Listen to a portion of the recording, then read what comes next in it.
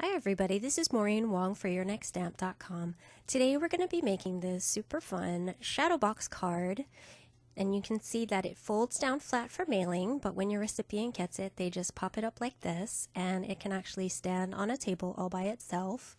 And it's made using a bunch of Your Next Stamp products, so let's get started. Okay, I've sped up this video for the coloring. I'm using the set Halloween Phoebe from Your Next Stamp. I've stamped her on a piece of scrap white cardstock using Memento Tuxedo Black ink, and I'm going to start coloring her now. I'm starting with some cool grays. This is C9, C7, and C5. Because this is a relatively small image, there's not going to be a whole lot of shading and highlighting and differentiating between the colors, but I'm trying to make it at least a little bit interesting, so I'm using the three colors of the cool grays for the black portions of the image. And now I'm coming in with E000, E11, R20 for the cheeks, and E00 for the face and hands and legs.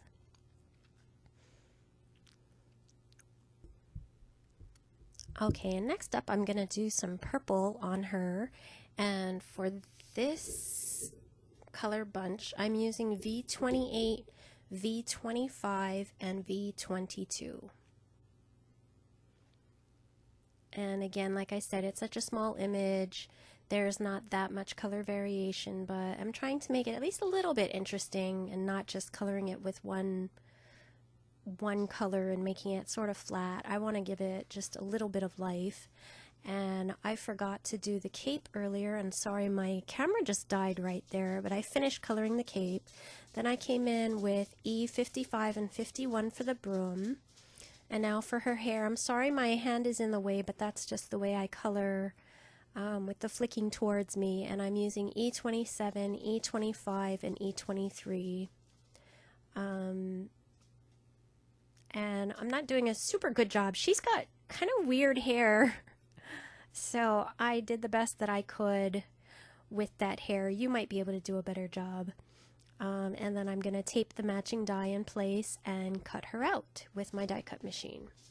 Now moving on to the card, I've got a piece of purple cardstock that is 11 inches by 4¼ inches, and I'm scoring it at 1/2 inch, then at 5 inches, and then 5 3/4, and I'm going to turn it around and score it at 3/4 inch. So that's 0.5, 5 inches, 5 3/4, and 10 1/4 inches if you have a larger scoreboard. Now I'm taking my circle die set from Your Next Stamp, the third largest from the third largest one, and I'm going to tape that in place and run it through my die cut machine. And when I take this off and fold on all those score lines, you can see how the box itself comes together. And you will also be able to see that I didn't exactly line up my circle in the center. But that's okay, because I'm going to be putting the Phoebe down on one side, and she's going to cover up the fact that it's just a little bit offset. So don't worry too much about that. Now, included with the Phoebe die set, there are some interesting scene dies, and then we also have the spooky scene die set. So I cut out a bunch of pieces, and I also cut out these little support pieces. They are 5½ by 1/2 inch, and I'm scoring them at 1/2 inch on each side. And those are going to be the little supports that go inside of the shadow box so that we have some dimension with the little pieces. I'm getting some multi-matte medium here to use as my glue, and I really like it because it's easy to work with, and of course it dries matte, so you can't tell when you get glue all over the place, which I tend to do with these little pieces. And now I'm just moving that around in there and seeing if that's the right placement for it.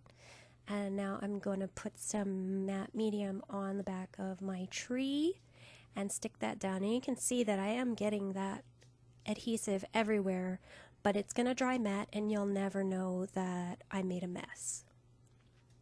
So A lot of this is just fiddling with it and playing with it and seeing how you want the things stacked up, how you want things to look, using the different support pieces. Now I'm putting on the fence, and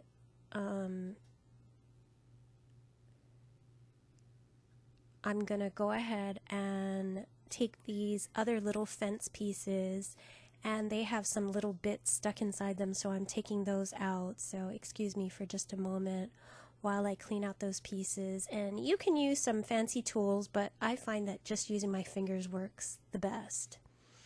Now I'm gonna take these and again use the matte medium. Because they're so small and delicate, it's really hard to use any kind of adhesive on this, so it's easiest just to smother on some of that matte medium with my finger, and then I'm sticking that down to the front of the shadow box card. And I'm doing 3 of those to get myself a longer fence. And again, it just takes a little bit of fiddling. The glue takes a little bit of time to dry, so you have some play time. But that also means that if you move them around, they might come unstuck, like right there. And you just have to stick them down again, but then it's good because if I put them on crooked, I can actually peel it up and re-stick that down. And sorry I'm a little out of frame there, but you get the idea. I'm just going to clean off my fingers. And I like that the matte medium just cleans up with plain old water. So that's enough of that. And I'm just, like I said, testing out my pieces, making sure everything is where I want it. This is actually a really fun thing to just play with all of these little pieces and get it to where you really want it. It does take some time, but it's actually really fun to just play. So try not to stress out about it and try and have some fun. And now I'm gluing in that little support with the house piece, and I'm actually jumping the gun here because I forgot to do my stamping on that. So I'm actually going to come back in and take those out. Okay, now here's the part. I opened it up and I remembered that I wanted to stamp my sentiment on the inside of the card, so I have to make sure I do that before it's assembled. I'm using my favorite black ink for sentiments, VersaFine Onyx Black ink, and I'm using my small Martha Stewart footed stamp press and lining that up on the inside of the card. And it's actually going to be a fun little element because it doesn't show up right in the middle of the opening of the card. You kind of have to peek in and look at it. So now I'm going to stamp some other little elements like this little bat, also using black. And I'm stamping it a couple times on the outside and a couple times on the inside.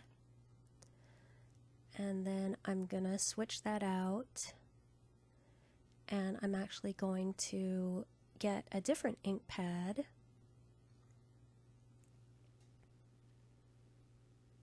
I'm looking for my white ink pad here. There we go.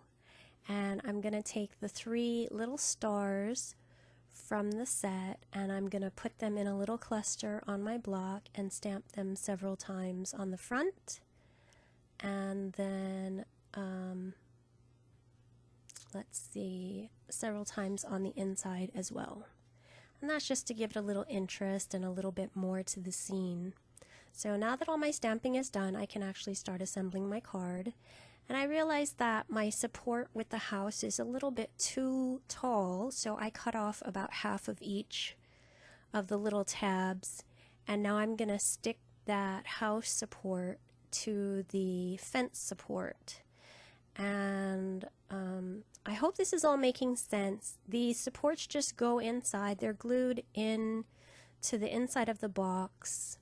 If you've ever made a box card, it's the same idea.